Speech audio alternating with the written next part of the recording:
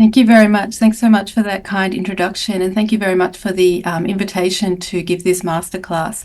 It's actually an absolute delight and honour to be here. So I was reflecting that I think it was almost 15 years ago that I actually did my last clinical psychology placement with STARTS. And I was so passionate about doing my placement with STARTS that I used to travel from where I was studying at ANU in Canberra right up to Sydney to do my placement. And I, on reflection, realised that the clinicians at STARTS and the values and the principles of STARTS have very much influenced my work as both a clinician and also as a researcher. So it is just an honour to be here today. And it's fantastic to have you back, Laura. Thank you. I also want to start also by acknowledging the traditional owners of the land that I'm on today. I'm on the unceded lands of the Kulin Nations down in Naarm, and I pay my respect to their elders, past and present. And I also very much want to extend that respect to all Aboriginal and Torres Strait Islander colleagues that we have joining with us today. Okay, so in this presentation, there's going to be two main sections. The first section is that we're going to be looking at some of the main processes involved in PTSD and looking at how does culture influence those processes in terms of the development, maintenance and treatment of PTSD. And this will be the main focus of the presentation. And the second will just be sort of the last sort of 10 minutes will be sort of an overview of some of the work we've been doing in terms of modifying and developing novel low intensity interventions for use in humanitarian contexts. So part one, looking at culture and PTSD. So as everyone in this room is well aware, PTSD is a significantly disabling psychiatric disorder that can develop following trauma. And we've now observed PTSD in most cultures and societies, and it is obviously something we see when we work with refugees and asylum seekers. And given how disabling PTSD is to the individual, to families, to communities, to society, decades of research has gone into trying to understand, well, why does someone develop PTSD? What is maintaining the symptoms of PTSD? And as clinicians, importantly, what should we be targeting in our interventions? So researchers have identified quite a few processes, and I'll just outline a few now. The first one that's often central to PTSD is memory. And there's quite a paradox in regards to the memory in regards to PTSD. Because as we all know, the hallmark symptom often of PTSD is that someone with PTSD has those very intrusive, very unwanted, very distressing memories of the trauma experience. And they're often quite vivid. But when we look at the voluntary memory of the trauma, when we actually sit in clinic and we ask the client, well, tell me what happened to you, it's often quite distorted, it's often quite disrupted. The memory often has gaps in it. It doesn't sort of follow the sort of pattern that other memories do. And this is often quite frustrating for a client because they say, this is the worst thing that's ever happened to me and I can't remember aspects of it. It doesn't make sense. So a lot of our interventions have targeted memory, and we see that in narrative exposure therapy, etc. The second area that has been given a lot of attention is appraisals. So how does someone make sense of the trauma and the events following? And a lot of research shows very strong associations with negative and maladaptive appraisals and PTSD. More than that, it's been actually shown that those with these appraisals, that tends to predict who develops PTSD. So there's this causal relationship. And treatment studies have shown that actually appraisals often get better before we see reductions in symptoms. So again, things like trauma-focused CBT, cognitive processing therapy, etc., really focuses again on targeting those appraisals. The third area is emotion regulation. So as clinicians, we know that those with PTSD often have really strong emotions, and this can be things such as fear and anxiety, but can also be things such as guilt and shame and anger. And there's very strong evidence that poorer or difficulties with emotion regulation is associated with PTSD. And again, our treatment studies show if we can target emotion regulation, people are less likely to drop out. And also if we can target emotion regulation, the outcomes can often improve. And social support. Decades of research shows that those with PTSD often have difficulties with social support. And this can be the quantity, who they have around them, but also the quality. And we also know over time that PTSD can erode social support. So again, as clinicians, we're often encouraging clients to share their trauma with other people and work out how they can use other people in their network to support them as they go through post-trauma recovery. Now, this list of processes is by no means exhaustive, but it's to make a point that I'm going to come back to in a moment. So we've got a pretty good understanding of the processes involved in PTSD, and these guide our treatment approaches. Yet there's a really concerning significant limitation with most of this work. And that is almost all this research has been conducted with Western trauma survivors, and therefore is based on Western cultural norms, values, and belief systems. And this is obviously really problematic because actually globally, most trauma survivors don't come from Western cultural backgrounds. When working with those with refugee and asylum seeker backgrounds, they're often from culturally diverse communities. And in Australia, we celebrate cultural diversity. So this raises really, really important questions, whether all this knowledge, does it apply cross-culturally or is it just for specific trauma survivors? Compounding this and even making it worse is that we know that if we don't culturally tailor our interventions, the effect sizes are small, but if we can culturally tailor them, the effect sizes improve significantly. And as clinicians, we're often told to be culturally safe, culturally responsive, culturally adaptive. But in the instance of PTSD and trauma, there's actually very little research guiding how do we go about that. And there's very few areas in psychology and psychiatry that you'd actually see such a gap in evidence base. Even compounding this further, if we leave the PTSD and the clinical literature aside, decades of non-clinical, cross-cultural research shows us that actually culture influences many of the same processes underpinning PTSD and its treatment. It actually influences how I remember things. It influences how I appraise and make meaning of my life experiences, how I go about regulating my emotion, and how I seek social support. But this is so rarely considered in the PTSD literature. There are obviously many cultural differences in values that influence how people remember things, how people make sense of memories, etc. And I'm not going to go through all those values, but I just want to highlight two that have been found to have a really big impact in this space. The first, which most people have probably heard of, is the individualistic versus collectivistic cultural domain. And this is probably the most studied area in cross-cultural psychology. And those from individualistic cultures, which tend to be Australian, American, Western European, see the self as very distinct, very separate from others, very independent. And it's very much about valuing my personal goals, my achievements, my emotions, my memories, my values, etc. But this view of the self is by no means universal. In other cultures, collectivistic cultures, cultures such as Asian cultures, Middle Eastern cultures, African cultures, many Indigenous cultures, the self is much more perceived as interrelated and interdependent and how the self fits in with others. And it's much more about maintaining group harmony and social harmony rather than my own individual preferences, values, etc. The second is emotion, and Devas and others have done some really nice work in this space where there are actually cultural differences in how people perceive emotions, appraise emotions, etc. And there's some nice work done with Western and Asian cultures where Western cultures, the pursuit of life is often happiness, where other cultures, that's not the pursuit of life. Often in Western cultures, we see there's positive emotions and there's negative emotions, whereas other cultures see that you can have both. They're not dichotomous or can be categorized that way. Often in Western cultures, there's a pursuit that we want positive emotions. We want to get rid of those negative emotions. But again, in other cultures, negative emotions are often seen as really important. They help us maintain group harmony, etc. So if there are cultural differences in emotion, then it follows there's likely to be cultural differences in emotional disorders. So as we work through the next bit, what we're going to do is look at the PTSD literature and look at the cross-cultural literature and see what happens when we integrate them. So starting with memory, as we know, the trauma memory is often disrupted, distorted, and gaps. But those with PTSD actually have problems beyond just a trauma memory. They actually have problems providing specific autobiographical memories from their lives. And a specific memory is a memory of an event that occurred in less than a 24-hour period that happened at a particular time and a particular pace. So if I say to you the word party, I want you to try and remember a memory of a party that you went to. Maybe really important to you, maybe trivial. Maybe recent, it might be a long time ago, it doesn't matter. Just see if you can remember a specific memory of a party. So I remember about 5 weeks ago, I took my daughter to her birthday party. There was a roller skating party. It was very loud. It was in one of those party indoor sort of places, but it's a specific party that I can remember and a memory of that. If you ask people with PTSD or depression as well, actually, to do that, they really struggle. They say, I like going to parties. I often went to parties. I went to a party the other weekend, but they struggle to provide those specific memories from their lives. And it's been argued because that this specific memory is where the trauma memory is, and it's quite distressing. So people try and stay at this higher level. And in the short term, that's quite effective. But in the longer term, it becomes habitual, and I'm now having trouble providing memories of my life that are neutral and also positive. So if we leave the PTSD literature aside for the moment, what does the cross-cultural literature show us?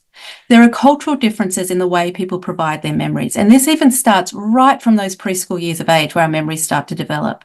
And one of the big impacts on this is how our caregivers actually talk to us about events and how we share these memories. And Yun Wu and I did some research a little while ago, and a lot of other researchers have done work in this space, where they're looking at how do mothers speak to their children. And the work that she did, which sort of as an example, she looked at Australian and Chinese mothers and how they responded to their children. And as an example, let's say Tommy is coming home from a party, he's in Australia, and the mum says, "Did you have a fun time? Did you have a good time? Did you get down that slide? Oh, was it scary? Did you like it? Did you, enjoy yourself?" And so very early on from these preschool age, Tommy is learning, it's about me. I'm a lead player in this story. People are interested in my emotions. They're interested in what I did. Her research suggests that in the same scenario, the child comes home in China and the narrative is much more, did you behave yourself? Who was there? Did they have a good time? So right from these early years, we are learning to provide memories that align with what's culturally expected of us. And then when you ask adults and older adults to provide memories from their lives, you actually see cultural differences. Where those from individualistic cultures, the memories are much more about themselves, about agency, autonomy, and they're specific. Whereas those from collectivistic cultures are much more about other people, group harmony, they're general. And as an example of this, a few years ago, we asked people to provide 3 self-defining memories that defined who they are. And you can see this Australian woman, she talks about being nominated for Art Express. She was excited, she was given credit. She was made prefect at a school, people recognised her gifts, and she got into university. It was about her achievements, and their specific memories. Same instructions. This was a Chinese woman. I'm my parents' 8th child and the 4th daughter. Government policy changes. My husband's our best choice. Much more about other people and how people interrelate and their general memories. So this is about everyday memories. What happens in regards to the trauma memory, given how central it is to PTSD? So we did some work. We've done quite a bit in this area. I'm going to present this study because it provides an overview with Iranian, British and Australian trauma survivors. And we looked at memory specificity. We also looked at the properties of the trauma memory, whether they were distorted, whether they had disruptions. And we also looked at, well, how do people tell their trauma stories? And what we found in regards to memory specificity, we gave participants lots of cue words and they had to provide specific memories, so such as what we did with party. And what we found was a culture main effect, what's always found. The Iranian group provided less specific memories than the British and Australian group, what's always found. But we also found a PTSD main effect. Those with PTSD struggled to provide specific memories and there was no interaction. So our research suggests that those with PTSD, regardless of what cultural background, and we've done this with Afghans now, we've done it with Chinese trauma survivors, those tends to be difficulties providing specific memories from their lives, regardless of someone's cultural background. When looking at the memories and the properties related to the memories, we asked participants to provide a very negative memory from their life and their trauma memory. And then they were asked to rank the properties of the memories. And when we look at the negative memory, if you look at the figure on the board, and there's a lot of properties, I'm not going to go through them all, but the same pattern of results emerged. You can see that the British trauma survivors, whether they had PTSD or didn't matter, rated their properties as significantly higher than the Iranian group. And this aligns with British trauma survivors feeling that their memories are very important, that they define who they are, and hence they rate their properties as higher. When we looked at the trauma memory, we find the same pattern for those without PTSD. But across all our measures, those with PTSD, those cultural differences disappeared. Those with PTSD, regardless if they were Iranian or British, had similar disruptions and distortions in their trauma memory. Interestingly, however, there were cultural differences in how people told those stories, where those from Australia and Britain had much longer trauma memories and they were much more about themselves, much more self-focused than the Iranian group. So what does this mean for us as clinicians? It seems that those with PTSD, regardless of someone's cultural background, may have similar memory disruptions in how they remember the trauma and also in terms of disruptions in how they remember other experiences from their lives. What's also important for us as clinicians is that we're always asking people to provide memories, always asking people to provide stories from their lives. And there are actually cultural differences in how people are going to provide these stories. And the final influence is really important to consider is often as clinicians, we're asked to be advocates for our clients, particularly in asylum claims or write reports.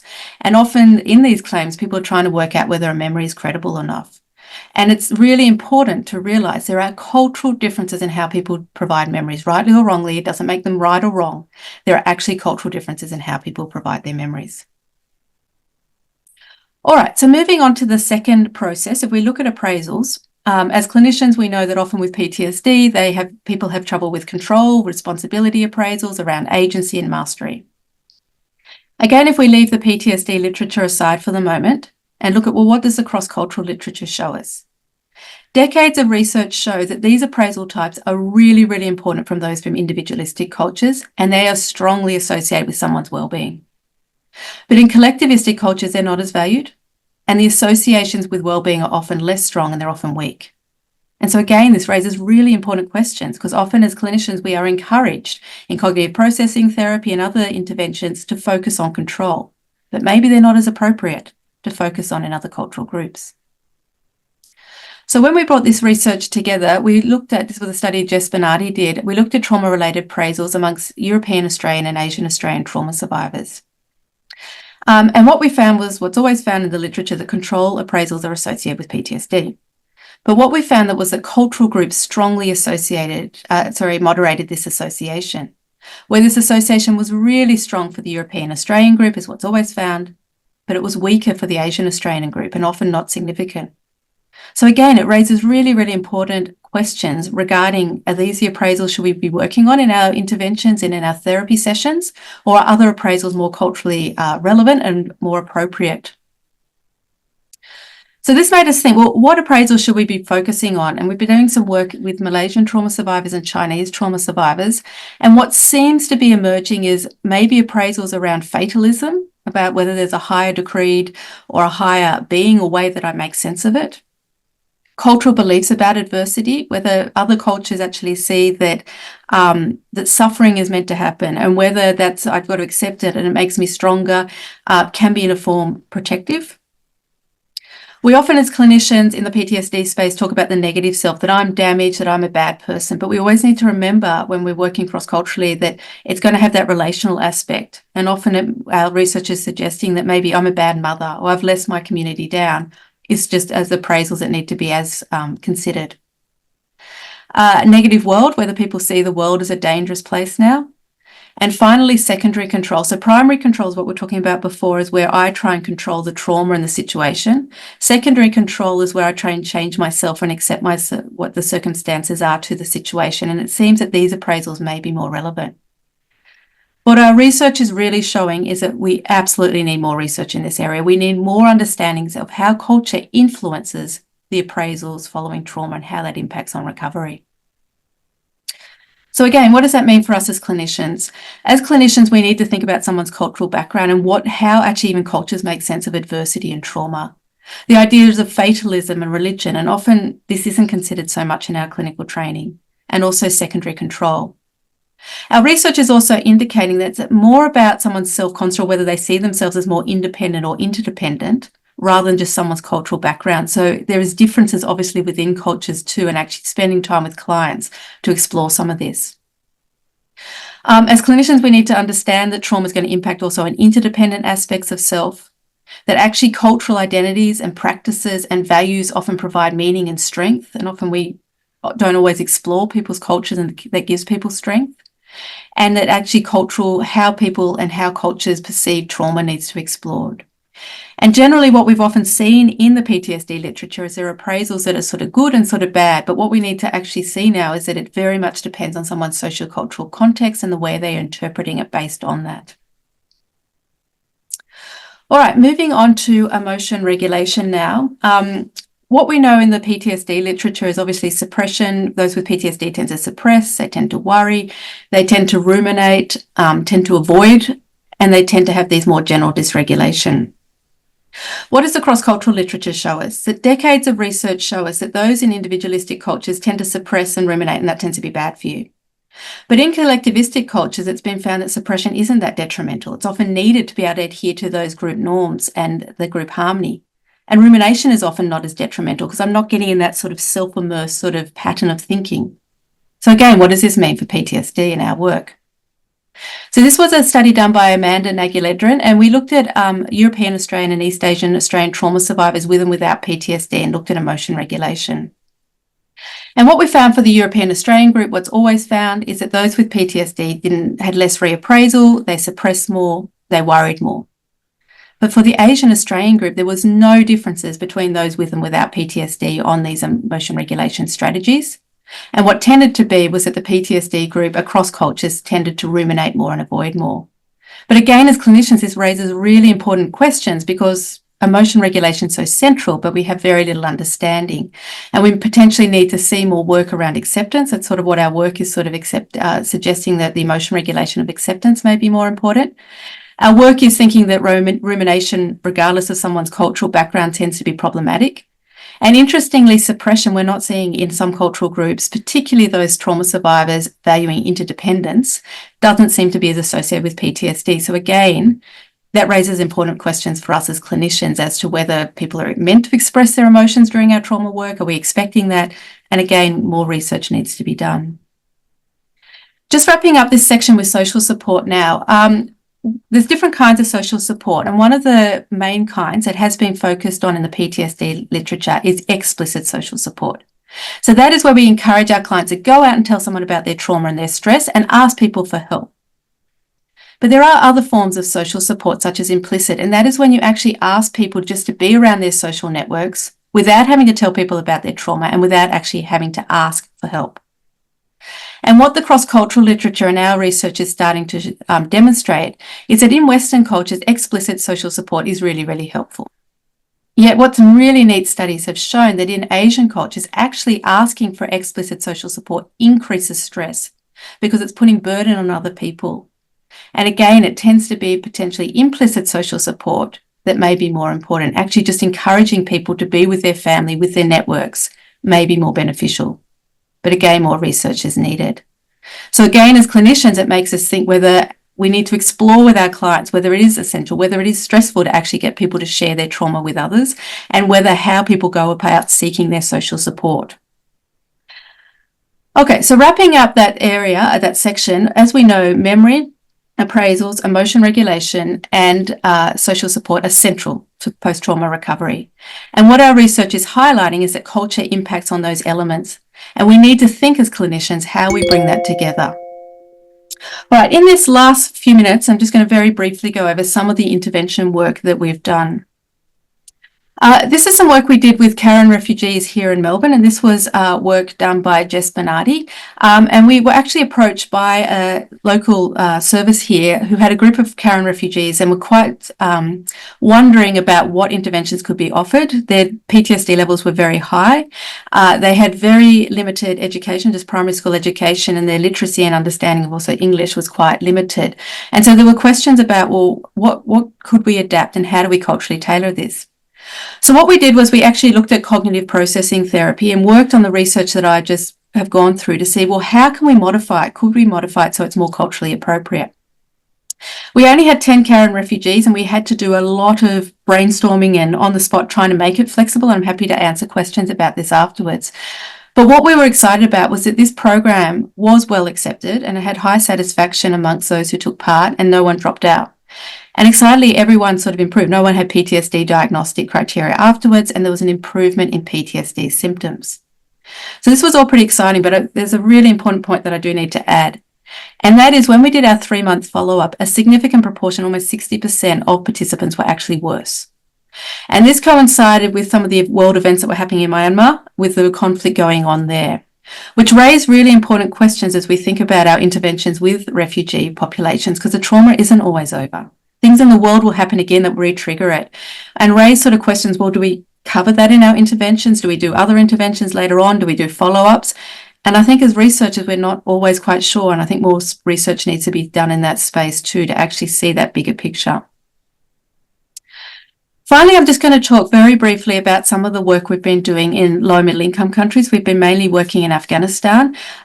We know as clinicians in the PTSD space that our PTSD interventions are hard.